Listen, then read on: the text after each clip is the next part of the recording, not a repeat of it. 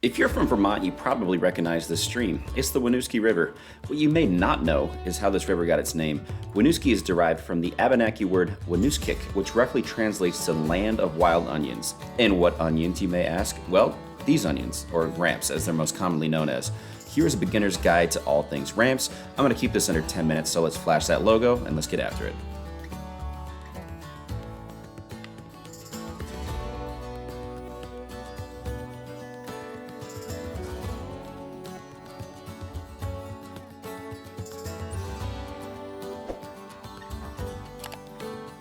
Ramps are easily my favorite forageable food here in Vermont, and the time to find them is in April leading into May. After that, they're gone, so make sure to stock up responsibly while you can.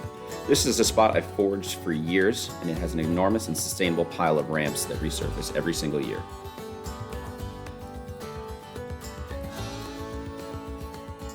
Ramps are easily identifiable by their 2 to 3 bright green and oval-shaped leaves that come directly off the stem. They average anywhere from 8 to 10 inches in length. The stems can be whiter earlier in the season, but eventually transition into a darker reddish brown as the season goes on.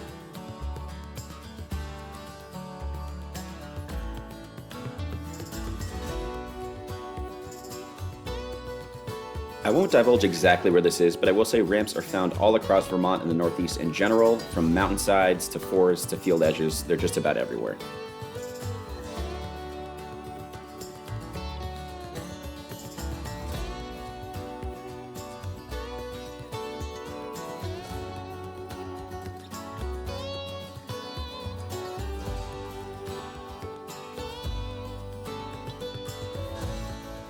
They typically grow in bunches with anywhere from 2 to 2 dozen usually clumped up together. I use this old knife to cut around the cluster as best that I can, then I use the tip of the blade to cut off as much of the root system below the bulb as I can to allow them to grow again next year in the same spot. I filmed this in May last year, and it was about 85 degrees out. The hoodie and jeans are my best defense against ticks and poison ivy, which I am ridiculously allergic to. After an hour or so, I had filled up this brown paper shopping bag with a pretty decent haul of ramps, and with some thunderstorms rolling in and me running out of sweat, it was time for me to head on home.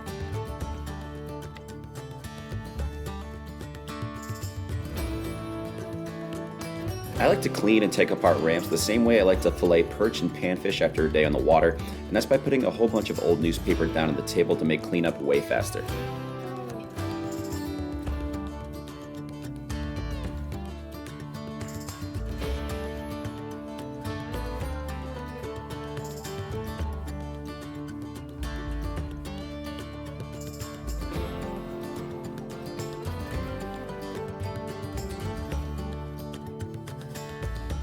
Ramps are incredibly easy to clean and break down. Just using my bare hands, I snap off any remaining roots I miss in the field and remove as much dirt from the bulb as I can at the same time. I then snap the stem just above the bulb and separate the ramps from the leaves, which I'm going to use in a recipe here in a minute. The only part of the plant going to the compost pile is the root base.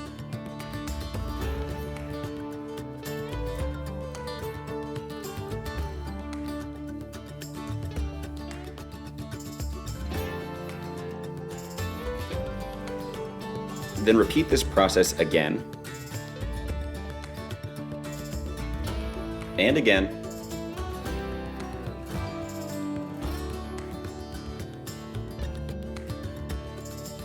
and again a few dozen more times.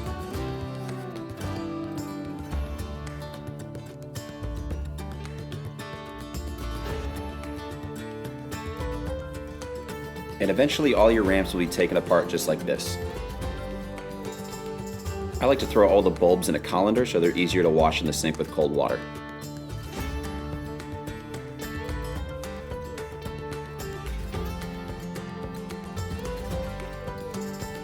Once all the remaining dirt is removed, they're actually good to eat just like this. In my opinion, when eaten raw, ramps taste like a combination between a white onion and celery with just a touch of jalapeno on the back end. To store them for winter, blanch them off in hot water for just a few moments and then seal them tight.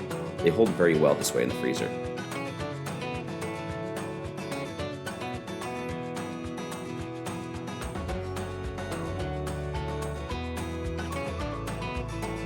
However, for the purposes of this video, I'm going to use this haul to show you my favorite way to prepare ramps, and that's by making ramp pesto. It's incredibly simple, it's healthy, vegetarian, and obviously tastes really, really good.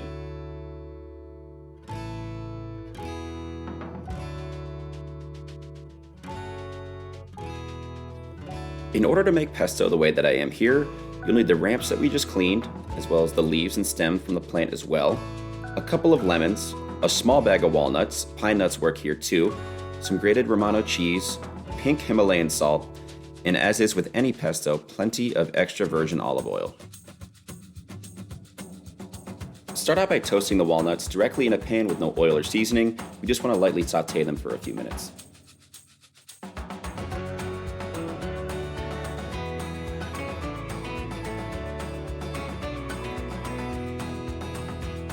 While they're cooling off, I'm going to fill up this immersion blender with ramps, and as the blade is spinning, I'm going to generously add some extra virgin olive oil to help things along.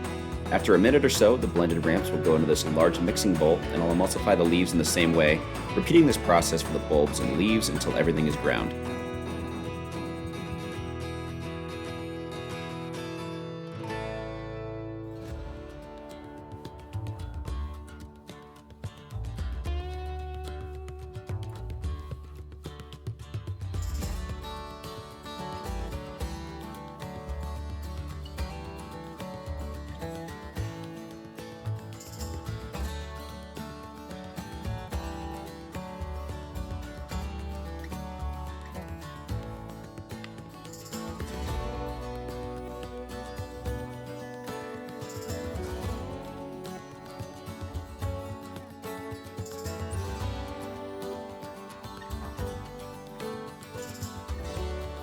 With the walnuts now cool, I'm going to send them through the processor as well.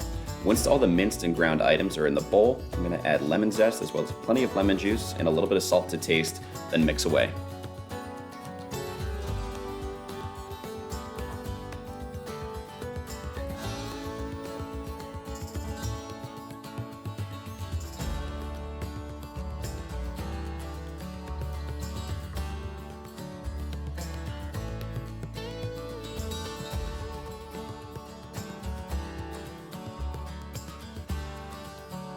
I deliberately made a lot here so I could freeze some and enjoy it all summer and fall, and the pesto is ready to be packaged in its current state. For the pesto I'm going to eat now, I'm adding the grated Romano cheese, and when I pull the pesto out of the freezer to enjoy it at a later date, I'll add some then as well.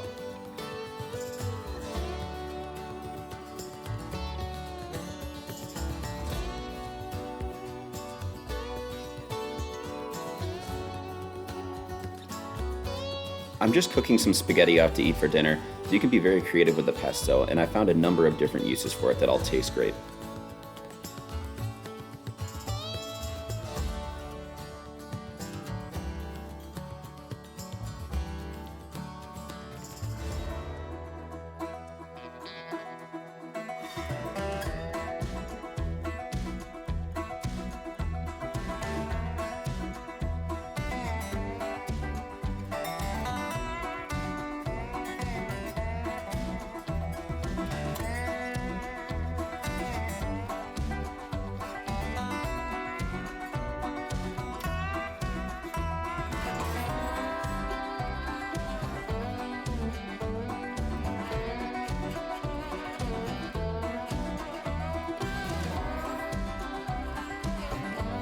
A little more Romano for good measure, and some toasted sourdough is how I am finishing off this plate. I can honestly say I enjoy ramp pesto more than a traditional pesto with a basil base. The ramps have so many different flavors that are impossible to find and recreate with other ingredients. The tones that come through the most are onion, earth, and citrus from the lemon, so naturally I would suggest pairing this evening with a crisp, light, and cold Bud Light. Seriously, it pairs well with everything. Don't even try to argue with me on that.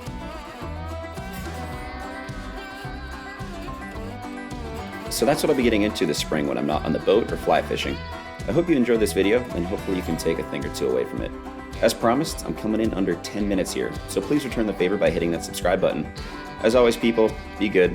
I'm Larry, this is Woods North, and I am signing off.